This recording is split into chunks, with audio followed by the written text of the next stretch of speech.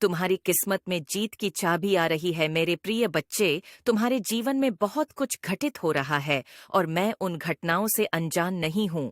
मैं देख पा रही हूँ कि तुम कैसे रह रहकर उदासी के आंसुओं को पिए जा रहे हो।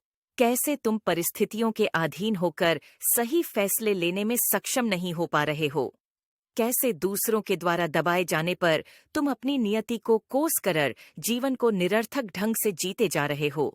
प्रिय बच्चे, मैं तुम्हें आज यह बताने आई हूं कि अब तुम आर परिस्थितियों में सुधार करने का समय आ गया है और साथ ही समय आ गया है उन लोगों को सबक सिखाने का जो यह नहीं जानते कि तुम्हारे साथ बुरा बर्ताव करके, तुम्हारे प्रति बुरी भावना रखकर, तुम्हारे प्रति द्वेष रखकर वह अपने लिए गड्ढे खोदने का कार्य कर रहे हैं।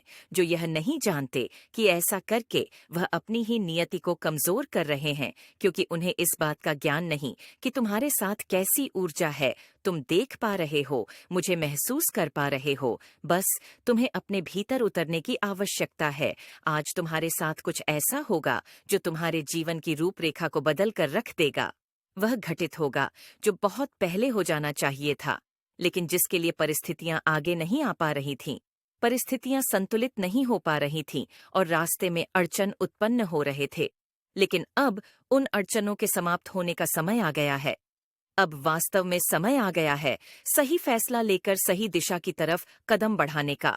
यह तुम्हारे लिए भी फैसले की घड़ी है और यह मेरे लिए भी फैसले की घड़ी है, क्योंकि मैंने तुम्हारी प्रत्येक गतिविधियों का आकलन कर लिया है। मैंने निरंतर यह करता रहता हूँ और मैं इस निष्कर्ष पर पहुंच रहा हूँ कि तुम्हें जीत मिलनी ही चाहिए। मैं इस निष्कर्ष पर पहुंच रहा हूँ कि तुम एक बेहद ही पवित्र और सुंदर आत्मा हो। तुम्हारे मन में नफरत के बीज नहीं पनपते। तुम्हारे मन में द्वेष की भावना नहीं पनपती। यदि तुम्हारे मन में कुछ पनपता है तो वह केवल और केवल प्रेम है।